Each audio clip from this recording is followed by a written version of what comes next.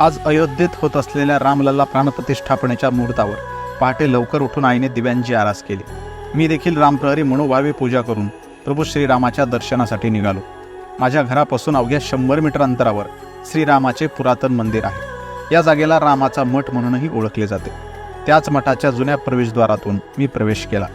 मंदिराच्या गाभाऱ्यात पूजा चालू होती. मर्यादा पुरुषोत्तम श्रीरामाचे हात जोडून दर्शन घेऊन गाभाऱ्यासमोर असलेल्या छोटेखानी सभामंडपात मी थांबलो. तिथेच मला आमच्या आजोबांचे मित्र आबा भेटले. त्यांनी माझी आस्थेने चौकशी केली आणि मंदिराबद्दलचीही माहिती दिली.